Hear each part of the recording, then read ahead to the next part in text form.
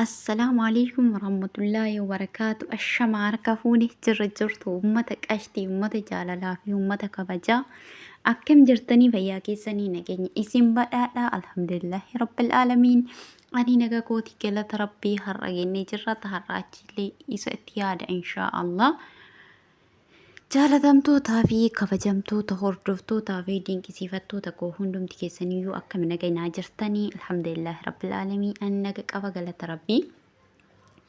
Hordoftoota koo yeroo hundumaayyuu isin galateeffachuu kan hin dagannedha. Galatoomaa ulfaadhaa kabajamaa naaf jiraadhaa isiniin jedha uummata qashtii. Hedduu isin jaaladha hedduu isin kabaja dhugaa dubbachuudhaaf viidiyoon gadhiisu laayikii gochuudhaan koomentii yaada keessa wanta isin dhagaami kennachuudhaan inni jajjabeessutti jirtanii jajjabinni keessa ammallee daraan kana caalatti itti hafuuf isinii jedha viidiyoo kamiyyuu yeroo daawwattanii laayikii gochuu hin dagatina laayikiin gatii isin kaffalchiisu isiniin jedha akka laayikii naaf gootan na jajjabeessita ammallee irra deebi'ee jaalalaa fi kabajaan isin gaafadha galatoomaa isiniin jechuu jaaladha. Egaa har'a maal qabattee dhuftee jennuun jechuun keessa waan hin oolledha. Inna lillahi wa inna ilaihi raaji'uun. Wanti hundumtuuyyuu obboleewwan kiyya rakkoon kennaachisiquu gisee hundumaayyuu ka haarawaa. Rabbiin gahee nuun haa jedhu godaansa kana. Abbaa keenya akkuma argaa jirtanii hedduu keessi goona dhukkubee na cabee jechuudha. Akkuma yeroo duraa yeroo darbee ni yaadattan jedhee yaada hundi keessaniyyuu. Abbaa keenya akkanatti ilma isaa jalaa hidhanii bifuma kanaan kan isaan bu'anii asirra fidanii garee hinee qarqaarree ilma isaa baasnee fi isallee haara galfachiisnee warroonni jalqabarraa na hordofaa turtan jechuudha. Abbaan keenya kun intala isaa suuraa argitan tanatuyyuu biyya namaa Libiyaa keessan kasiin qabamtee dararamaa jirtu jechuudha mallaqaa fi mallaqa namni irraa buusee baasu waan dhabameefiin ummata kiyya na qarqaaraa waan nama ajaa'ibu waan nama dhukkubsu keessa waan nama gaddisiisu keessa abbaan keenya kun ijaan hin argan. Abbaan keenya kun nama qaroo hin qabnedha. Yaa Oromootiyaa, yaa uummatatiyyaa, yaa ijoollee kiyyaa, yaa saba koo, daa'ima koo, mucattii koo, naa dhaqqabaa, naa baraaraa, an ijaan qabu, ani waa takkaa hin argu jedhanii lallabaa jiran. Obboleewwan keenya please horroon ni dandeessan bira dhaabbadha. Horroon hin dandeenye du'aa furtuu waa hundaati. Wallaahi du'aa furtuu waa hundaati. Du'aa godhaafi dandeessanii waan dandeessanii qarqaara. Horroo hin dandeenye ammoo du'aa godhaafi viidiyoo kana hamma dhumaatti yoo hordoftanii viidiyoo isaanii maal akka jedhanis hin kaayaa hin dhaggeeffata afaan isaanii irraa jechuudha. Wallaahi hedduu kan qalbiin nama cabdi mucayyoon tan suuraa irratti argitan tanaadha. Qabamtee dararaa hamaa irra geettee jirti. Wallaahi baay'ee nama gaddisiisa jechuudha. Baay'ee nama dhukkubsa. Obboleewwan kiyya lammiin keenya haala malitti keessa jira. Ka gamanaa hin boonnaa, ka Suudii hin boonnaa, ka Yamanii hin boonnaa, ka biyyaatiif hin boonnaa, kan karaa Liibiyaa hin boonnaa. Asumaan inshaallah rabbiin keeriyaa godhu.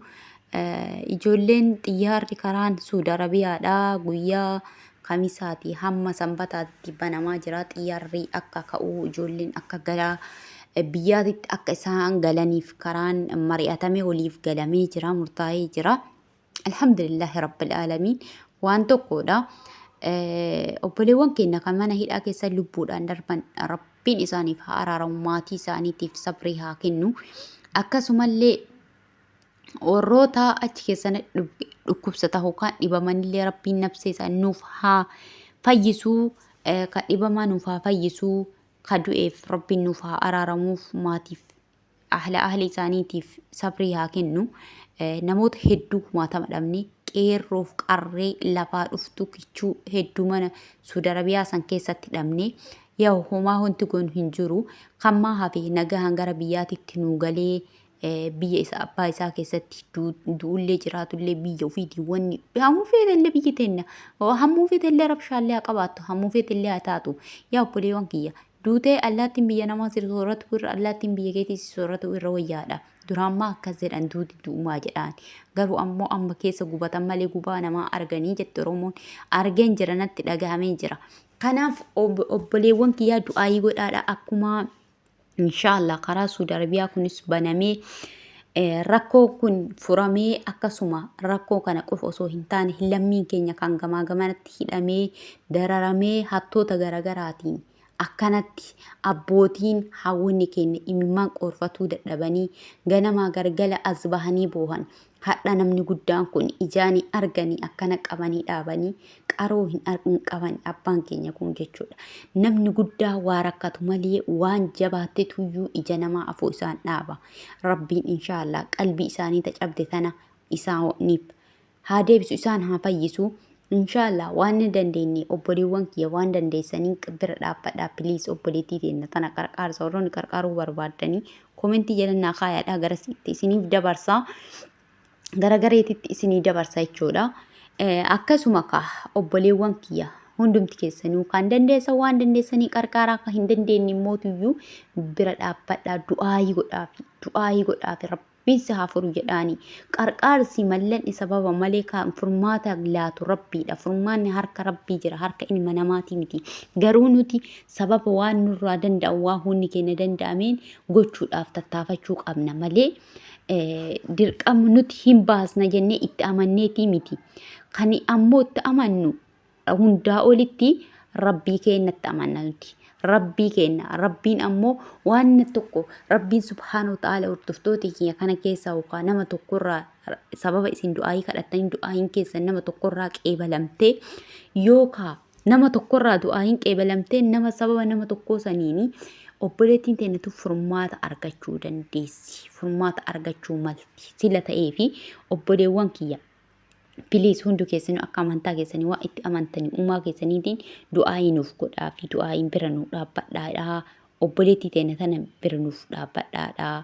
Obboleewwan kiyyaa hedduu takka qalbii abbaan keenyaa manguddoon qaroo ija lamaanii hin qabne akkana gaafa isaan bahanii dhaabbatan dhugaa rabbii hedduu takka nama gaddisiisaa hedduu takka nama dhagahama jechuudha. Qalbituu si cabaa yaa obboleewwan kiyya.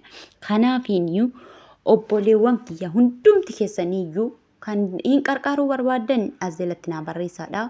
Kan hin barbaanne ammootuyyuu kan hin qarqaaruu hin dandeenye mallaqaan qarqaaruu hin dandeenye du'aayii godhaa fi kan qarqaaruu barbaadan komentii naa hin qarqaarra jedhaadha. Isin gara iddoo qarqaarsaatti isin dabala jechuudha. Kanaafiyyuu hundumti keessaniiyyuu jaalatamtootaa fi kabajamtoota koo mucayyoo takkaan hin beeku komentii jalatti barreessiteerti viidiyoo jalatti viidiyoo waa'ee mallaqa nyaatamee tokko jalatti anallee na nyaatanii jiranii yaada jedhuudha. Akkasumallee mucayyoon takka komentii viidiyoo kiyyaa jalatti dhuftee osoo anillee viidiyoo mucayyoo takkaa tamma arabdittiin itti hojjuu takka jalatti gadi dhiisisan jalatti yaa Oromooti yaa naga qabaa osoo jiru sagalee naa ta'a jettee jirti. Mucayyoo sun ani hin beeku lakkoofsa isiin qabu komentii isii jalattis kaayee eessa jirtallee naan deebisne silaa lakkoofsa isii kaa'uu barbaade. Kanaaf obboleewwan kiyya bakka jirtani kolquuba qabaadhaadhaa. Bakka jirtan rakkoo hamatu deemaa jira. Viidiyoo garagaraa waa baay'eetu jira. Inshaallah yoo rabbi jedhee hin danda'e isin qaqqabsiisadhee yaada. Rakkoo mana namaa keessaa akkamiin baanaa akkamiin rakkoo kana ofirraa qolachuu dandeenya akkamiin rakkoo kana jala wal baraaruu dandeenya kan jedhullee inshaallah yeroo qabnutti gorsaa fi waan garagaraa waliif dhiyeessina. Akkasuma viidiyoo yeroo daawwattan piliis laayikii godhaa. Laayikiin gatii isin kaffalchiisuu laayikinaaf godhaadhaa. Hordoftoota kiyya jaalatamtootaa fi kabajamtoota akkasumallee yaadaa fi komii qabdan hanqina qabdanii asirratti naaf komentii sanduuqni komentii isaa 24 banaadha. Komentii sanduuqa komentii kiyyaa jalatti naaf kaa'uu hin dagatinaadha isiniin jedha. Hedduu galatoomaadhaa kabajamaadhaa. Warroonni namoonni baay'ee yeroo jalqabarraa kaastanii chaanala kan hanga guyyaadhaa na jajjabeessuudha na bira dhaabbataa turtanii hundumti keessaniyyuu jaalalaa fi kabaja guddaa isiniif qaba. Isiniin jechuun jaaladha obboleewwan kiyya. Hedduu isin jaaladha hedduu isin kabajaa. Isinis akkana jaalattan abdii qabaa. Ani isin jaaladha isi hoo na jaalattanii. Kana jaalladha abdiin qaba. Kanaaf obboleewwan kiyyaa hundumti keessaniyyuu piliis obbaa keenya kana biraan nu dhaabbadhaa. Kan dandeessanii mallaqaan qarqaaruu hin dandeenye mootuyyuu du'aayii godhaafi du'aayii furtuu hundaati wallahi du'aayii furtuu hundaati du'aayii godhaafi abbaa keenya kana isiniin jedha isin jaaladhaa isin kabajaa obboleewwan kiyya jaalatamtootaa fi kabajamtootaa fi dinqisiifattoota koo irra deddeebi'ee galatoomaa naaf jiraadhaa umrii naaf dheeradhaa isiniin jedha obboleewwan kiyya viidiyoo isin irratti hin dheeressu hamma viidiyoo biraatiif walitti deemnutti assalaamu alaykum warahmatullaahi wabarakaatuh. كيسن أمان هاتو هذا مراد كيسن ربي عاقو إذا قرر كيسن ربي سلاماتين هاباتو نقالي ناجراتي نقرقارتي إلمانتي يجنين جا إلمانتي هترى نجا هتاتو ليلاتي أمانا نجا هتاتو نقرقارتي قابل تودوتا نتقرقارا وان قبضري نقرقارا وربي سيكني قبلي ربي سيكني نقرقارا إلم كيسن ذرين تيسن ربك كنن قولينيتي أني خياتي لقيتي ينقبو كل ربك دلقيتي نجرا أنا أبا كيتني كان لالتي نقرقار رب واجراتي ليلاتي أنا أباتي ليلة كاسون كبوت هجرم في واجرتي ناباسا نقرقار عيشين جراتي يدي من نسي إثيوبيا من أرمو سينجر